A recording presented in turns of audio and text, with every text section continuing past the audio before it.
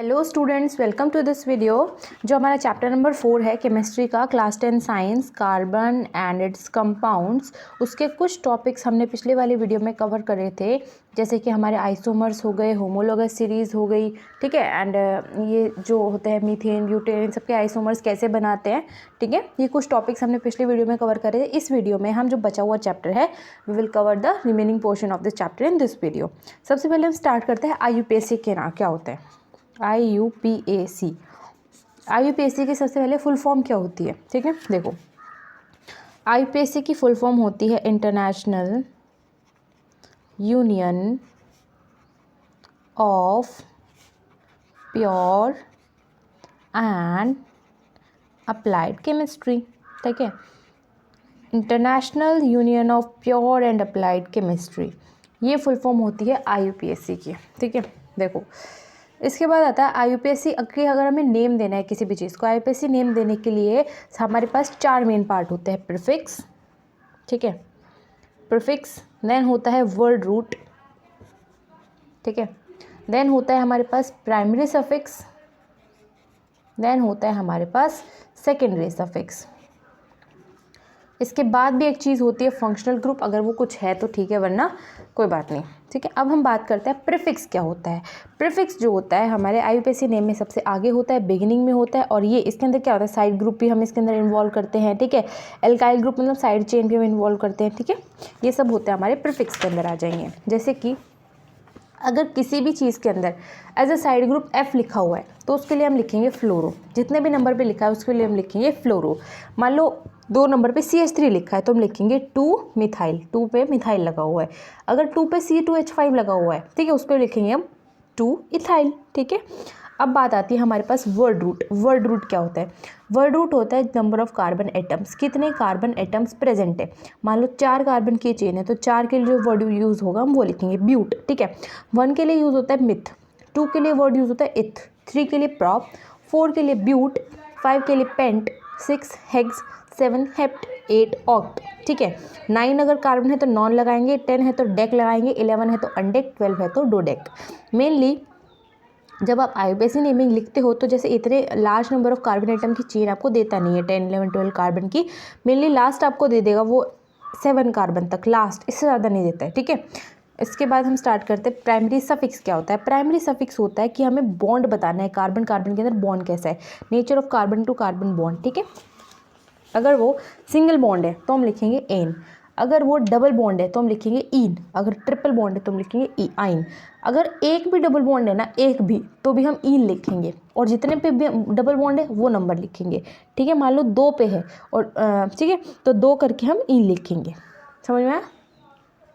अब आता है सेकेंडरी सफिक्स। सेकेंडरी सफिक्स के अंदर हमारा फंक्शनल ग्रुप ही आ जाता है। जैसे कि मान लो किसी पे OH लगा हुआ है तो उसके लिए हम वर्ड लगाएंगे ओल, ठीक है। CHO होता है हमारा अल्डिहाइड, OH होता है अल्कोहल, CH इज अल्डिहाइड, उसके लिए हम लगाएंगे AL, ठीक है। CO होता है हमारे पास कीटोन, जिसके लिए हम लगाते हैं 1। COOH होता है हमारे पास कार्बोक्सिलिक एसिड, जिसके लिए हम लगाते हैं ओइक एसिड, ठीक है। NH2 होता है हमारा अमीन, ठीक है। अब बात आती है हमारे पास IUPAC नेमिंग के लिए कुछ रूल्स होते हैं, ठीक है बच्चा। कुछ रूल्स होते हैं जो बहुत ही ज़्यादा इंपॉर्टेंट होते हैं किसी भी चीज़ को नाम देने के लिए। सबसे पहले हम क्या करेंगे, पहला रूल तो क्या है, हमें कार्बन की सबसे लंबी चेन सेलेक्ट करनी है, ठीक है, लॉन्गेस्ट चेन सेलेक्ट करनी है। Select the continuous longest chain of carbon atoms known as parent chain, उसको हम क्या बोलेंगे, पेरेंट चेन, ठीक है। अब जो पेरेंट चेन है, ठीक है, पेरेंट चेन के अंदर डबल बॉन्ड भी आ जाना चाहिए, ट्रिपल बॉन्ड भी आ जाना चाहिए, और कोई फंक्शनल ग्रुप है वो भी उसके अंदर इंक्लूड होना चाहिए, ठीक है। Carbon atom of the parent chain are numbered from that end so that the functional group substituents if present let the lowest position. मतलब देखो, जो कार्बन एटम है ना, मान लो ये चेन है, ठीक है, ये चेन है, इधर लगा हुआ है हमारा फंक्शनल ग्रुप OH, मान लो इधर लगा हुआ है, ठीक है। अब हम करेंगे, देखो, हम नंबरिंग यहाँ से भी कर सकते हैं, हम नंबरिंग यहाँ से भी कर सकते हैं। हम हमेशा नंबरिंग वहाँ से करेंगे जहाँ से जो भी हमारे पास एक्स्ट्रा चीज़ है उसको कम से कम नंबर मिले। अगर हम यहाँ से कर रहे हैं तो उसको 3 नंबर मिल रहा है इस कार्बन को, ठीक है। अगर हम यहाँ से कर रहे हैं तो इस कार्बन को 2 नंबर मिल रहा है, 2 कम है ना, तो हम यहाँ से नंबरिंग करेंगे, ठीक है। सिमिलरली अगर डबल बॉन्ड आता है तो उसके लिए भी हम सेम रूल लगाएंगे। मान लो 4 कार्बन है, इधर है हमारे पास डबल बॉन्ड। 4 कार्बन की हमने चेन सेलेक्ट कर ली, ठीक है। 1 2 3 4 हम ऐसे भी नंबरिंग कर सकते हैं, 1 2 3 4 हम ऐसे भी कर सकते हैं, लेकिन हम नंबरिंग उस तरीके से करेंगे जिधर इस डबल बॉन्ड को कम से कम नंबर मिले, हम करेंगे। इसलिए यहाँ से अगर 1 करेंगे तो 1 पे है ना डबल बॉन्ड, समझ में आया। इसके बाद आता है नेक्स्ट हमारे पास, in case of terminal functional group numbering start from carbon atom और फंक्शनल ग्रुप। मतलब अगर किसी फंक्शनल ग्रुप में कार्बन एटम आ रहा है, जैसे कि हमारे पास एल्डिहाइड होता है, इसके अंदर भी होता है ना C डबल बॉन्ड OH, मान लो ये चेन है, ठीक है। इसलिए हम यहाँ से शुरू करेंगे, मान लो ये वाले कार्बन है ना, क्योंकि इसके अंदर फंक्शनल ग्रुप है, इसलिए हम यहाँ से शुरू करेंगे। अब आती है the position of prefix and suffix are indicated by numerical figures place before the names which are separated by hyphen. मतलब मान लो जो प्रीफिक्स है, सफिक्स है और जो न्यूमेरिकल फिगर्स, मतलब 2 के अंदर डबल बॉन्ड लगा हुआ है, दो के ऊपर एल्कोहल लगा हुआ है, तो 2L, इसको हम इस हाइफन से सेपरेट करते हैं, ठीक है। एक ये रूल होता है। और आईयूपीएसी नेम के अंदर 2 वोवल्स हम कभी भी एक साथ नहीं लगा सकते, 2 वोवल्स एक साथ नहीं लगा सकते। अब देखो आईयूपीएसी नेमिंग कैसे करते हैं। सबसे इजी आईयूपीएसी नेमिंग देते हैं, स्टार्ट करते हैं CH3 CH2 CH3, बस ये सिंपल सा कंपाउंड, हमें इसकी आईयूपीएसी नेमिंग करनी है। सबसे पहले देखेंगे हम कार्बन की सबसे लंबी चेन कौन सी है। एक 3 कार्बन की चेन है, ये हमारी चेन हो गई। अब हम देंगे नंबरिंग। सब दूसरा स्टेप क्या होता है हमारा, नंबरिंग देने का, ठीक है। नंबरिंग देंगे। नंबरिंग कहाँ से देंगे, जिधर से कोई फंक्शन ग्रुप अगर कोई है, डबल बॉन्ड है, ट्रिपल बॉन्ड है, कुछ भी चीज़ है, तो उसको कम से कम नंबर में। इधर हमें कुछ नहीं दिख रहा तो हम कहीं से भी नंबरिंग कर सकते हैं, 1 2 3 कहीं से भी कर सकते हैं, ठीक है। अब बात आती है हमारे पास कि हमारे पास कोई प्रीफिक्स है कि नहीं। कोई साइड चेन है, मिथाइल इथाइल कुछ भी नहीं है, ठीक है। अगर यहाँ पे कुछ लगा होता तो वो साइड चेन होती, लेकिन यहाँ पे कुछ है ही नहीं, तो हम प्रीफिक्स छोड़ो। अब बात आती है वर्ड रूट पे। वर्ड रूट मतलब नंबर ऑफ कार्बन, 1 2 3, 3 कार्बन है, 3 कार्बन के लिए कौन सा वर्ड यूज़ होता है, प्रॉप, ठीक है। 3 कार्बन के लिए कौन सा वर्ड यूज होता है, प्रॉप। अब हम क्या लगाएंगे, प्राइमरी सफिक्स, जो कि होता है कार्बन कार्बन के बीच में बॉन्ड कैसा है, सिंगल बॉन्ड है तो एन लगाएंगे, डबल बॉन्ड है तो ईन लगाएंगे, ट्रिपल है तो आइन लगाएंगे, सिंगल है तो लगा देंगे सिंपली एन, प्रोपेन। इस चीज़ का नाम क्या है हमारे पास, प्रोपेन, ठीक है। एक और चीज़ देखो, ये इसी से मैं करवा रही हूँ, CH3 इधर लगा दिया CH3, इसका नाम कैसे देंगे। देखो हम कार्बन की सबसे लंबी चेन चुनेंगे, स्ट्रेट चेन होनी चाहिए। देखो एक चेन बन रही है हमारे पास, ये एक चेन बन रही है, ये एक चेन बन रही है, ये, ठीक है। ऐसे ऐसे कैसे भी करके देख लो, लॉन्गेस्ट चेन आपको 3 कार्बन की मिल रही है, ठीक। अब जब 3 कार्बन की ही चेन इधर ये सिंगल बॉन्ड है, ठीक है। 3 कार्बन की चेन मिल रही है तो आप कहीं से भी नंबरिंग करो, एक तो साइड में छूट रहा ही है ना, तो 1 2 3 इस तरीके से नंबरिंग कर दो। 2 पे हमारे पास कुछ लगा हुआ है भाई, 2 पे है ये, इसको क्या बोलते हैं, अगर इस साइड ग्रुप में प्रेजेंट है तो इसको हम बोलते हैं मिथाइल, ठीक है। तो सबसे पहले हम लिखेंगे हमारा प्रीफिक्स लिखेंगे, 2 पे है मिथाइल, 2 पे क्या है, मिथाइल। अब हम गिनेंगे, चेन पे आ जाते हैं, वर्ड रूट 3 कार्बन है, प्रॉप, ठीक है। वापस से बस एन, सिंपल, 2 मिथाइल प्रोपेन, इसका नाम है हमारा 2 मिथाइल प्रोपेन। अब अगर हम बात करें एल्कीन्स की, एल्कीन्स के अंदर अगर है तो उसके हम आईयूपीएसी नेमिंग कैसे करते हैं, CH3 CH double bond CH2, इस तरीके से मान लो, इसकी हमें आईयूपीएसी नेमिंग करनी है। हम नंबरिंग कहाँ से करेंगे, जहाँ से हमारे डबल बॉन्ड को सबसे कम से कम नंबर मिले। ऑफकोर्स यहाँ से करेंगे 1 2 3, ठीक है, 1 2 3, कोई इधर प्रीफिक्स नहीं है, कोई साइड चेन नहीं है, तो हम सीधा लिखेंगे वर्ड रूट प्रॉप। अब देखो 1 के ऊपर क्या लगाया हमारा, डबल बॉन्ड, 1 के ऊपर क्या लगा है, डबल बॉन्ड, प्रॉप 1 इन, इसका नाम है प्रॉप 1 इन, प्रोपीन, ठीक है। 1 है तुम छोड़ भी सकते हो, प्रोपीन भी बोल सकते हो उसका डायरेक्ट। एक और देखो, CH3 CH2 डबल बॉन्ड इधर CH3, ठीक है। इस कार्बन के साथ हाइड्रोजन क्यों नहीं लिखा, क्योंकि इसकी ऑलरेडी 4 वैलेंसी जो है सेटिस्फाई हो चुकी है, 1 2 3 4, ठीक है। अब देखो इधर साइड चेन है, इधर डबल बॉन्ड भी है, 1 2 3 1 2 3 1 2 3, तो हम नंबरिंग ऑफकोर्स यहाँ से करेंगे। ये चेन चुन लो चाहे ये चेन चुन लो, एक ही बात है, क्योंकि 2 अगर हम ऐसे चुनेंगे तो भी 2 पे मिथाइल आ रहा है, ऐसे चुनेंगे तो भी 2 पे मिथाइल आ रहा है, तो 1 2 3, ठीक है। 1 पे है डबल बॉन्ड, 2 पे है मिथाइल, पहले हम प्रीफिक्स लिखते हैं, पहले साइड चेन लिखते हैं, 2 मिथाइल, 3 कार्बन है, प्रॉप, ठीक है। 1 पे क्या है हमारा इन, 2-मिथाइल प्रोपीन, ये इसका नाम है। अब अगर हम बात करें एल्काइंस की, ट्रिपल बॉन्ड की आईपीएसी नेमिंग कैसे करते हैं। देखो कोई भी आप एग्जांपल ले लो, जैसे कि C ट्रिपल बॉन्ड CH, इधर CH3, ठीक है, 3 कार्बन है, इधर ट्रिपल बॉन्ड है तो इधर नंबरिंग कम देंगे, 1 2 3, ठीक है, 3 कार्बन है, सिंपल प्रॉप लगाएंगे, 1 लगाएंगे, आइन लगाएंगे, ख़त्म, ठीक है, एक पे ट्रिपल बॉन्ड है। अब देखो हम अगर कोई फंक्शनल ग्रुप है तो उसके आईपीएसी नेम कैसे करेंगे। सबसे सिंपली चीज़ है, सबसे सिंपल जो है वो मैं करवा रही हूँ। देखो इधर है CH3OH, सबसे लॉन्गेस्ट चेन कार्बन की यही है भाई, इससे लंबी चेन है ही नहीं, एक ही कार्बन है, ठीक है, एक कार्बन है, ये इधर फंक्शनल ग्रुप लगा हुआ है, ये तो सफिक्स है ना, बाद में आएगा, तो पहले हम लिखेंगे अगर कोई साइड चेन है तो, कोई साइड चेन नहीं है, ठीक है। अब हम लिखेंगे मिथ, एक कार्बन है मिथ, कार्बन के साथ जो है हाइड्रोजन, सिंगल बॉन्ड है हर जगह, एन, ठीक है, 1 है ना ये कार्बन, एक ही नंबर इसी को दे देंगे। एक पे क्या है एल्कोहल के लिए वर्ड यूज़ होता है OL, हमने पढ़ा था 1OL। अब हमने एक रूल और पढ़ा था कि कभी भी 2 वोवल्स एक साथ नहीं आ सकते, तो इस ई को एलिमिनेट कर देंगे, तो हमारा नाम बन जाएगा मिथेनॉल, ठीक है, नाम क्या है हमारा मिथेनॉल, ठीक है। देखो एल्डिहाइड का देखो, एक CH3 CH3CHO, ठीक है। देखो ऐसे करेंगे, हम हमेशा ये जो हमारा फंक्शनल ग्रुप है इसको हम चेन में लेंगे, ठीक है, इसको हम ऑफकोर्स चेन में लेंगे, फंक्शनल ग्रुप है, हमने पढ़ा है ना रूल, तो हम उसको चेन में लेंगे। ऐसे कर लो 3 कार्बन की चेन बननी है, तो 1 2 3, सिंपल है। 2 पे क्या लगा हुआ है हमारा पास, मिथाइल लगा हुआ है, 2 पे क्या है मिथाइल लगा हुआ है, 3 कार्बन की चेन है तो प्रॉप वर्ड आएगा, ठीक है। और 1 पे क्या लगा हुआ है एल्डिहाइड, और एल्डिहाइड के लिए कौन सा वर्ड यूज़ होता है अल, प्रॉप 1 अल, ख़त्म, ठीक है।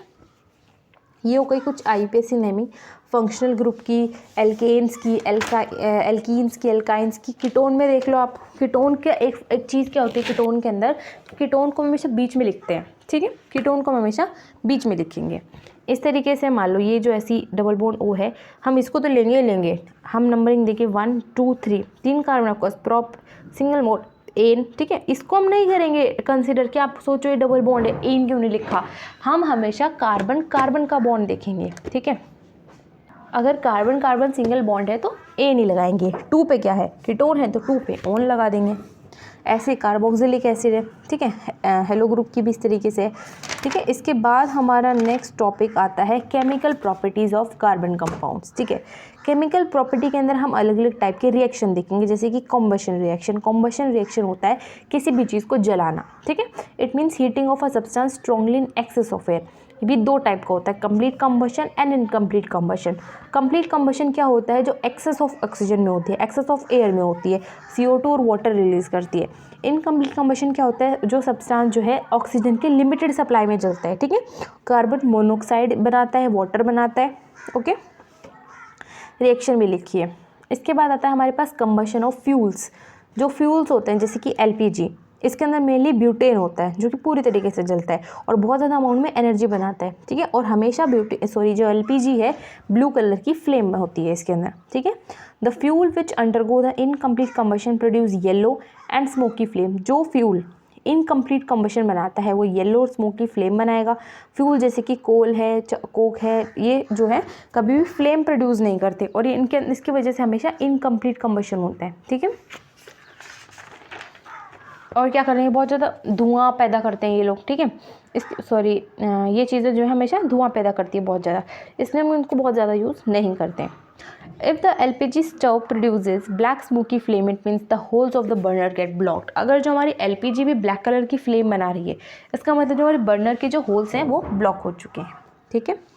इसके बाद आता है हमारे formation of coal and petroleum. देखो they are formed when humans, plants, microorganisms die. They get buried deep into the earth. There is high temperature and pressure these, so they can convert into fossil fuels. जब plants, microorganisms, humans मर जाते हैं उनको अर्थ के अंदर दबा दिया जाता है, ठीक है। उधर बहुत ज़्यादा टेम्परेचर होता है, प्रेशर हो जाता है, जिसकी वजह से वो फ्यूल्स में कन्वर्ट हो जाते हैं। दूसरी हमारे पास रिएक्शन है ऑक्सीडेशन। पहली कौन सी थी? कंबशन, दूसरी ऑक्सीडेशन।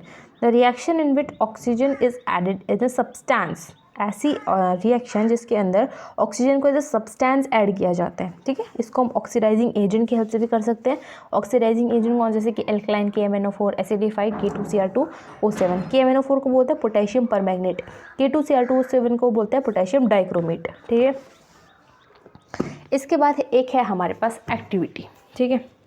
एक्टिविटी में मेनली क्या है, हमें एक टेस्ट ट्यूब लेनी है जिसके अंदर हमें इथेनॉल लेना है 3 ml, ठीक है। एक टेस्ट ट्यूब लेनी है जिसके अंदर हमें 3 ml इथेनॉल लेना है, लिया, ठीक है।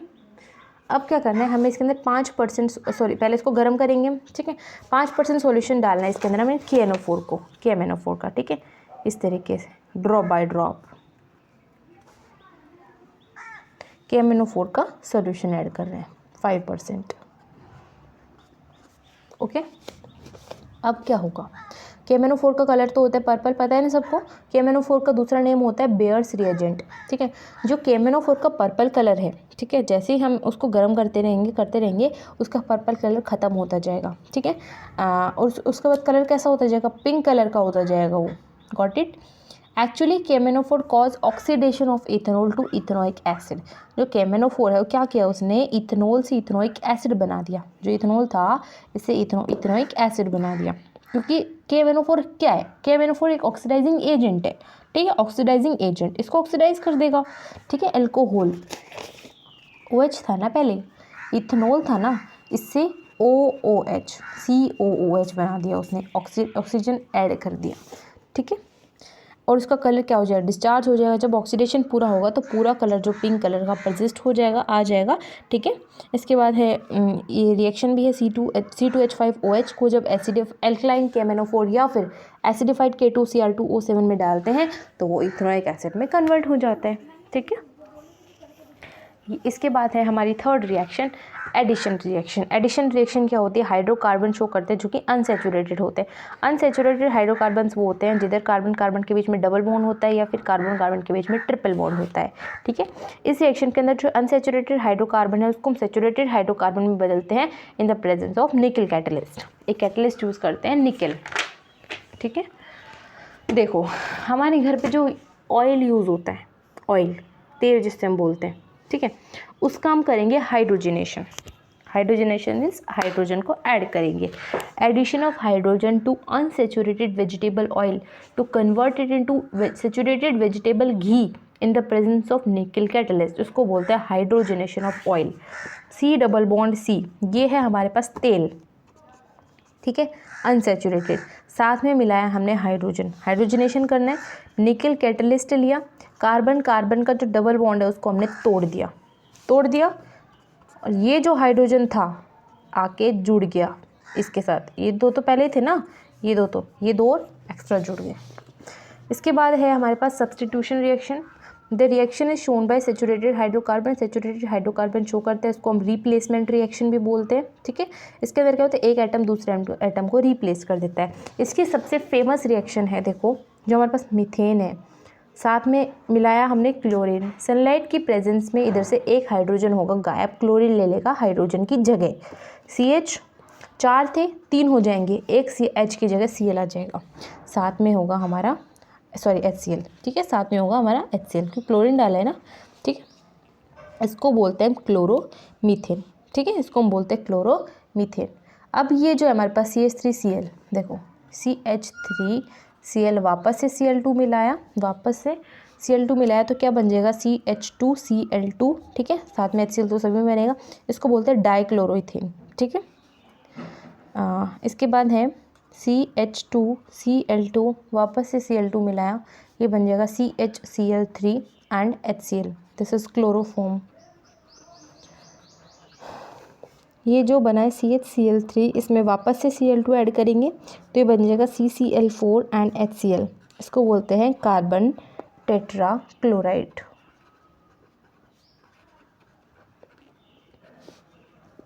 ठीक है। ये थी कौन सी रिएक्शन, सब्स्टिट्यूशन रिएक्शन। इसके बाद अगर कोई चीज़ अनसैचुरेटेड है तो हमें पता कैसे चलेगा, वो होता है टेस्ट ऑफ अनसैचुरेशन। तो देखो हमारे पास फर्स्ट टेस्ट होता है ब्रोमीन वाटर टेस्ट। इसके अंदर हम क्या करते हैं, in this bromine dissolved in water, जो कि येलो कलर का होता है, ठीक है। अगर हम उसके अंदर कोई अनसैचुरेटेड चीज़ डालेंगे, ठीक है, पानी के अंदर ब्रोमीन मिला देंगे, येलो कलर का हो जाएगा। अगर हम उसके अंदर कोई अनसैचुरेटेड चीज़ डालेंगे तो कलरलेस हो जाएगा। और कलरलेस क्यों हुआ, क्योंकि उसके अंदर एडिशन रिएक्शन हो गई। कलरलेस अगर हो जाता है तो पता चल गया ना मैं अनसैचुरेटेड है, अगर कलरलेस नहीं हुआ तो सैचुरेटेड है। अब आता है हमारे पास सैचुरेटेड अनसैचुरेटेड के बीच का डिफरेंस। सैचुरेटेड के अंदर सिंगल बॉन्ड होता है, अनसैचुरेटेड में मल्टीपल बॉन्ड्स होते हैं। इनको एल्केन्स बोलते हैं, इनको एल्कीन्स और एल्काइंस बोलते हैं। सैचुरेटेड हमारे हमेशा सब्स्टिट्यूशन रिएक्शन दिखाते हैं, अनसैचुरेटेड हाइड्रोकार्बन्स हमेशा एडिशन रिएक्शन दिखाएंगे। सैचुरेटेड वाले ब्रोमीन वाटर टेस्ट नहीं देते, अनसैचुरेटेड वाले ब्रोमीन वाटर टेस्ट देते हैं।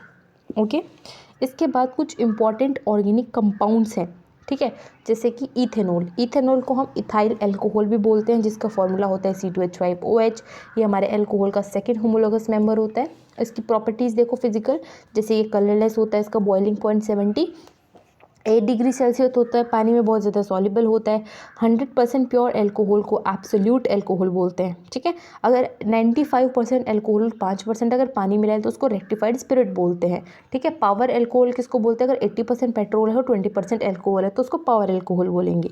इसकी एल्कोहलिक स्मेल होती है। इसको हम प्रिपेयर कैसे करते हैं, इसको फर्मेंटेशन प्रोसेस से प्रिपेयर किया जाता है। अगर आपको कोई पॉइंट समझ में नहीं आता देन डेफिनेटली आप मुझे बताएं, ठीक है, I will explain it again. इसके बाद आता है हमारा फर्मेंटेशन। फर्मेंटेशन क्या होता है, फर्मेंटेशन शुगर का फर्मेंटेशन हम करते हैं। इसमें फर्मेंटेशन कैसे करते हैं, देखो, liquid part remains after extraction of sugar from sugar juice known as molasses. मतलब जो लिक्विड पार्ट, मतलब शुगर का हमने एक्सट्रैक्शन कर दिया, निकाल दिया, उसके बाद जो लिक्विड पार्ट बचता है, ठीक है, शुगर जूस से, उसको हम बोलते हैं मोलासेस। इसके अंदर हम यीस्ट ऐड करते हैं, ठीक है, एज अ बायोकैटलिस्ट, जिसको हम बोलते हैं एंजाइम इन्वर्टेज की हेल्प से, इन्वर्टेज जाइमेज, ठीक है, जो क्या करते हैं, शुगर को एल्कोहल में कन्वर्ट कर देता है इन एनारोबिक कंडीशंस, ठीक है। देखो रिएक्शन की, सुक्रोज होता है हमारे पास C12H22O11, ये है हमारे पास क्या, सुक्रोज, ठीक है। इसमें हम मिलाएंगे वाटर, तो बन जाएगा हमारे पास C6H12O6 plus C6H12O6, glucose and fructose. Glucose fructose तो बन गया, लेकिन हमें क्या चाहिए, एल्कोहल। ये कौन से एंजाइम की हेल्प से हुआ था, इन्वर्टेज। अब हम लेंगे इसी को C6H12O6 जो दो बने हैं, इसको हम लगाएंगे जाइमेज से और बना देंगे एल्कोहल, C2H5OH, बन गया हमारे पास एल्कोहल। साथ में CO2 भी रिलीज होगी, ठीक है। अब बात आती है केमिकल प्रॉपर्टी। केमिकल प्रॉपर्टी में क्या होता है, अगर हम कंबशन करते हैं तो इथेनॉल से CO2 वाटर बनता है, C2H5 ऑक्सीजन की हेल्प से जलाएंगे तो CO2 एंड वाटर बनेगा। इसके बाद रिएक्शन विद सोडियम, सोडियम के साथ अगर हम इसकी रिएक्शन करवा देते तो C2H5ONA, साथ में हाइड्रोजन प्रोड्यूस होगी। ऑक्सीडेशन व incomplete oxidation, complete oxidation, incomplete के अंदर आप CH3CHO बना देंगे, मतलब एल्डिहाइड बनेगा, अनकम्प्लीट के अंदर एसिड बनेगा। Ethanol when oxidise partially in presence of PCC, वो इथेनल में कन्वर्ट हो जाएगा, इथेनल, ठीक है। कंप्लीट में ethanol when oxidise complete in the presence of KMnO4 it will convert into ethanoic acid, ठीक है। अब बात आती है डिहाइड्रेशन रिएक्शन की। डिहाइड्रेशन रिएक्शन क्या होती है, पानी को रिलीज करना, निकालना। जब इथेनॉल को हीट करते हैं, ठीक है, presence of concentrated H2SO4 at 443 kelvin, 443 kelvin temperature पे इसको H2SO4 के साथ जब इसको हीट करते हैं तो CH2 इथीन बनता है एंड वाटर बनता है, ठीक है। जो कंसनट्रेटेड H2SO4 है, ये बहुत इंपॉर्टेंट लाइन है। कंसनट्रेटेड H2SO4 का काम क्या है इधर, act as a dehydrating agent, ठीक है, जो कि क्या करा, पानी को निकालने में हेल्प करता है। इसके यूज़ देख लो।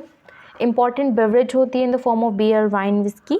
एज सॉल्वेंट की तरह हम इसको यूज़ करते हैं, फ्यूल की तरह यूज़ करते हैं। Use for sterilisation of portion of skin, अगर हम स्किन को स्टेरिलाइज करना चाहते हैं तो उसमें भी हम इसको यूज़ करते हैं। अब बात आता है हमारे पास डीनेचुरेशन ऑफ एल्कोहल। क्या आता है हमारे पास, डीनेचुरेशन ऑफ एल्कोहल। देखो, alcohol affect liver in human beings, मतलब सबसे ज़्यादा एल्कोहल हमारे ह्यूमन बींग्स में किसको, कौन से पार्ट को अफेक्ट करते हैं, लिवर को अफेक्ट करेगा। जो पॉइजनस एल्कोहल है that is form by adding small amount of methyl alcohol, copper sulphate जिससे वो अनफिट बन जाती है। पॉइजनस अल्कोहल कैसे बनती है, थोड़ी सी मिथाइल अल्कोहल मिला दी, कॉपर सल्फेट बना दिया, जो कि पीने के लिए बहुत अनफिट होती है। ये जो पॉइजनस अल्कोहल है इसको डीनेचर्ड अल्कोहल बोलते हैं और इसको डीनेचुरेशन बोलते हैं। Next is test for alcohol. First test is sodium metal test. When we add dry sodium metal to the test tube having unknown liquid, then bubbles of hydrogen gas evolve, show the presence of alcohol. जब भी हम dry sodium metal के अंदर कोई unknown liquid डालते हैं, हमें वो नहीं पता वो क्या है, हमें पता करना है कि वो अल्कोहल है या नहीं है। ठीक है, ड्राई सोडियम मेटल के अंदर जब हम कोई भी लिक्विड डालते हैं तो हमारे पास अगर हाइड्रोजन के बबल्स बने जिससे पता चलता है कि उसके अंदर अल्कोहल है। उसके बाद है ester test. Ester test, this test results in formation of ester when we react ethanol with ethanoic acid. इससे क्या बनता है, अगर हम जो कोई चीज़ है हमें नहीं पता वो इथेनॉल है कि नहीं है, हम उसको इथेनॉइक एसिड के साथ रिएक्ट करवाएंगे। अगर एस्टर बन गया तो वो इथेनॉल है, अगर एस्टर नहीं बनता तो इथेनॉल नहीं है। ठीक है, उसके बाद है इथेनॉइक एसिड, इसको हम एसिटिक एसिड भी बोलते हैं। इसका फॉर्मूला होता है CH3COOH, ये हमारे कार्बोक्सिलिक एसिड का सेकेंड होमोलगस मेंबर होता है। अगर इथेनॉइक एसिड का 5 to 8% सोल्यूशन है, उसको हम क्या बोलेंगे, अगर वो पानी के अंदर है तो उसको बोलेंगे विनेगर। ठीक है, फिजिकल प्रॉपर्टी कलरलेस होता है, पानी के साथ मिसिबल होता है, मिल जाता है। उसका बॉइलिंग पॉइंट 118 डिग्री सेल्सियस होता है। अगर हम उसको ठंडा करेंगे तो एज अ ग्लेशियर की तरह वो जम जाएगा। ठीक है, और इसी प्रॉपर्टी की वजह से इसको हम ग्लेशियल एसिटिक एसिड भी बोलते हैं। इसको प्रिपेयर कैसे करते हैं, इसको अलग अलग तरीके से प्रिपेयर कर सकते हैं। इथेनॉल से, इथेनॉल के अंदर हमने ऑक्सीजन मिलाया, ठीक है, एसिडोबैक्टर की प्रेजेंस में, तो इथेनॉइक एसिड बन जाता है। मीथेनॉल से, मिथेनॉल के साथ हमें कार्बन मोनोऑक्साइड मिलाना पड़ेगा इन the presence of RH catalyst, तो बन जाएगा हमारा इथेनॉइक एसिड। ठीक है, इधर ये डीकार्बोक्सिलेशन एक रिएक्शन है। अगर इथेनॉइक एसिड के साथ NaOH मिलाते हैं CaO की प्रेजेंस में तो क्या बनेगा, डीकार्बोक्सिलेशन हो जाएगा, मीथेन बनेगा एंड Na2CO3 बनेगा। ठीक है, और इसको हम सोडा लाइम रिएक्शन भी बोलते हैं। अगर इसको NaOH को CO के साथ मिला रहे हैं, इन दोनों को सोडा लाइम रिएक्शन बोलते हैं। अब है केमिकल प्रॉपर्टीज़। एसिडिक नेचर होता है, वीक एसिड जिसका pH होता है 5 to 5.5, मेटल के साथ हाइड्रोजन गैस रिलीज़ करता है। अल्कोहल के साथ अगर हम इसकी रिएक्शन करवाते हैं इथेनॉइक एसिड की तो एस्टर बनता है और इसको एस्टेरिफिकेशन रिएक्शन बोलते हैं। ठीक है, और जो ये एस्टर बनता है इसको इथाइल इथेनोइट भी बोलते हैं, जिसको परफ्यूम्स में और फ्लेवरिंग एजेंट की तरह हम इसको यूज़ करते हैं और इसकी बहुत ही स्वीट स्मेल होती है।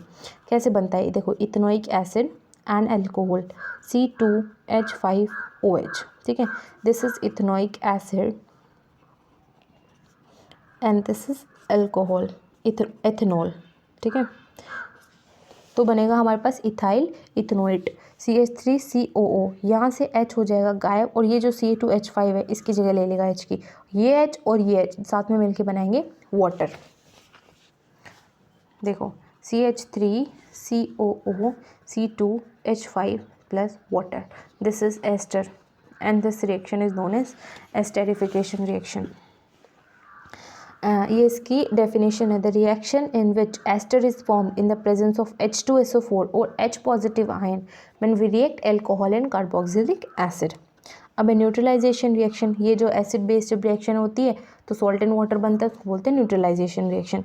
सेपोनिफिकेशन रिएक्शन, इसको बोलते हैं बेसिक हाइड्रोलिसिस ऑफ एस्टर। इसको हम, ये जो एस्टर था CH3COH C2H5, इसको जब NaOH के साथ रिएक्ट करते हैं तो CH3COO यहाँ से ये हट जाता है और इसकी जगह कौन ले लेगा, सोडियम ले लेगा। ठीक है, साथ में बन जाएगा C2H5OH। इसको हम यूज़ कहाँ करते हैं, एज ए सॉल्वेंट यूज़ करते हैं, डाइज, परफ्यूम्स, मेडिसिन के बनाने में, विनेगर के बनाने में, जो कि एज ए पिकल के अंदर प्रिजर्वेटिव की तरह हम इसको यूज़ करते हैं। इथेनोइक एसिड के लिए टेस्ट दो हैं, litmus test, sodium hydrogen carbonate test. Litmus का तो सिंपल है, एसिड है तो ब्लू से रेड हो जाएगा। ठीक है, सोडियम हाइड्रोजन कार्बोनेट के अंदर क्या होगा, CO2 गैस के एफर्वेसेंस निकलेंगे। ठीक है, जब हम इथेनोइक एसिड के अंदर NaHCO3 डालेंगे। ठीक है, अब इस चैप्टर का लास्ट टॉपिक है सोप्स एंड डिटर्जेंट्स। सोप्स, जो detergents basically we use in our homes, ये वही है। ठीक है, सोप क्या होते हैं, मेनली कलर्डल होते हैं और नेचर इनका बेसिक होते हैं। They are sodium and potassium salt of long chain of fatty acid, जिनका जनरल फार्मूला ऑफ सोप्स का होता है RCOONA या फिर RCOOK। ठीक है, ठीक है, ये इसकी डेफिनेशन है सोप्स की, sodium and potassium salt of long chain fatty acid, जिसका जनरल फार्मूला ये होता है। जबकि आर का मतलब क्या होता है, आर का मतलब होता है कोई भी कार्बन की चेन है, ठीक है, और कार्बन की चेन डिपेंड करती है कि कितनी लंबी है। अगर मतलब वो अगर ज़्यादा लंबी है छोटी है तो उसके उसी के बेसिस पे उनके नाम होंगे, जैसे कि palmitic acid, oleic acid, stearic acid, ठीक है। अब आ जाते हैं इसको हम प्रिपेयर कैसे करते हैं। फैटी एसिड के साथ NaOH को मिलाते हैं तो बनता है हमारा सोप, साथ में ग्लिसरॉल, और ये जो ग्लिसरॉल है ये बाय प्रोडक्ट होता है। फैटी एसिड सबसे पहले ग्लिसरॉल के साथ रिएक्ट करता है, ट्राइग्लिसराइड बनाता है। अब ये जो ट्राइग्लिसराइड है, ये ट्राइग्लिसराइड NaOH के साथ रिएक्ट करता है, ठीक है, NaOH या फिर KOH के साथ, फिर क्या बनाता है, सोप और ग्लिसरॉल बनाते हैं, ठीक है। इधर जो ग्लिसरॉल है बाय प्रोडक्ट की तरह हमें मिला है, इसलिए हम इसको एज अ सैपोनिफिकेशन रिएक्शन भी बोलते हैं। लैब के अंदर इसको प्रिपेयर कैसे करेंगे, चाइना डिश के अंदर ऑयल लेंगे, 20% NaOH इसमें ऐड करेंगे, गर्म करते रहेंगे, इसको हिलाते रहेंगे। अब वो थोड़ा थोड़ा अलग होने लग जाएगा, थोड़ा सा हम उसके अंदर NaCl डाल देंगे सो दैट वो पूरी तरीके से अलग हो जाए। लास्ट में क्या होगा, हमें सोप अलग मिल जाएगा, अबव लेयर, और नीचे क्या मिल जाएगा, ग्लिसरॉल। अब है सॉफ्ट और हार्ड वाटर क्या होता है। सॉफ्ट वाटर क्या होता है, जो कि पानी के साथ लेदर बनाए, ठीक है, LATHER, लेदर मतलब होता है झाग, ठीक है। हार्ड वाटर होता है जो कि सोप के साथ लेदर नहीं बनाता। हार्डनेस ऑफ वाटर किसकी वजह से होती है, कैल्शियम एंड मैग्नीशियम आयंस की वजह से होती है, जो कि MgCl2, CaCl2, MgSO4, CaSO4 इसकी फॉर्म में मिलता है, जिसकी वजह से परमानेंट हार्डनेस होता है पानी का। Magnesium carbonate, calcium carbonate, magnesium bicarbonate, calcium bicarbonate, ये टेम्परेरी हार्डनेस करते हैं। टेम्परेरी हार्डनेस को कैसे रिमूव करेंगे, बॉईल करके, ठीक है। अब है एक क्वेश्चन आता है, why soap does not form lather in hard water, ठीक है। इसके लिए सबसे पहले हम लिखेंगे दो रिएक्शन, RCOONA, साथ में लेंगे Ca2 पॉजिटिव आयन, मतलब इसी की वजह से तो हार्डनेस चाहिए, ठीक है। RCOO2 कैल्शियम, अगर इसको Mg2 पॉजिटिव के साथ रिएक्ट करेंगे तो सिंपल वही होगा, कैल्शियम की जगह मैग्नीशियम आ जाएगा। अब ये जो बनता है इसको बोलते हैं स्कम, ठीक है। ये जो इनसॉल्युबल PPT होता है जो नीचे जाके बैठ जाता है। हार्ड वाटर के अंदर कैल्शियम मैग्नीशियम आयन प्रेजेंट होते हैं, ठीक है, जो कि क्या करते हैं, सोप के सोडियम पोटेशियम आयन के साथ एक्सचेंज हो जाते हैं। सोप के सोडियम पोटेशियम आयन्स के साथ एक्सचेंज हो जाते हैं और साथ में क्या बना देते हैं, इनसॉल्युबल PPT बना देते हैं, जिसको बोलते हैं स्कम, इसलिए वो लेदर नहीं बनाते। अब डिटर्जेंट्स, ये क्या होते हैं, डिटर्जेंट्स होते हैं sodium potassium salt, long chain sulphonic acid और सल्फेट, ठीक है। अब ये जो डिटर्जेंट्स है, सोप्स है, कोई भी कपड़े को साफ़ कैसे करते हैं, cleansing action of soaps and detergents. Soaps and detergents के दो मेन पार्ट होते हैं, नॉन पोलर, ठीक है, नॉन पोलर हाइड्रोकार्बन चेन, जो कि वाटर रिपेलेंट होता है, ठीक है, जिसको पानी पसंद नहीं होता, उसको टेल भी बोलते हैं। दूसरा क्या होता है, पोलर पार्ट, जिसको बोलते हैं हाइड्रोफिलिक एंड बोलते हैं, जो कि पानी की तरफ अट्रैक्ट होता है, इस तरीके से होता है ये, ठीक है। एक होता है हाइड्रोफोबिक एंड, एक होता है हाइड्रोफिलिक एंड। ये जो हाइड्रोफोबिक एंड होता है इस साइड वाला, ये पानी को रिपेल करता है, दूर जाता है। एक होता है हाइड्रोफिलिक एंड, ये पानी को, फिलिक मतलब क्या होता है, लव, ये पानी के पास जाता है, ठीक है। Dirty clothes first dipped into water, ठीक है, जो डर्टी क्लोथ है उसको पहले पानी में डिप करते हैं, सोप डिटर्जेंट अप्लाई करेंगे, क्लस्टर बनेगा सोप मॉलिक्यूल्स के, मिसल बनेंगे, ये जो स्ट्रक्चर बनेगी इस तरीके से। ये जो मॉलिक्यूल है डस्ट का मॉलिक्यूल है, इसके चारों तरफ इस तरीके से लग जाएंगे, ठीक है। ये जो स्ट्रक्चर होती है इसको बोलते हैं micelle. Then we agitate the cloth by brushing से यूज़ करके उसको एजिटेट करेंगे। This helps in weakening of the bond between cloth and dirt, जिससे जो कपड़े और डर्ट के बीच में जो बॉन्ड है वो वीक हो जाएगा, कमज़ोर हो जाएगा। फिर हम उसको वॉश कर देंगे पानी के हेल्प से, जिससे जो मिसल है पानी के साथ रिमूव हो जाएगा, ठीक है। Advantage of detergent over the soap, soap के ऊपर डिटर्जेंट के क्या एडवांटेज है। Detergent work in hard water, लेकिन सोप उसमें काम नहीं करती। डिटर्जेंट जो एसिडिक मीडियम में भी काम करते हैं, सोप नहीं करती। डिटर्जेंट इरिटेशन भी कॉज नहीं करते, जबकि सोप करती है। एडवांटेज सोप क्या क्या है, सोप जो है बायोडिग्रेडेबल होता है, डिटर्जेंट नॉन बायोडिग्रेडेबल होता है।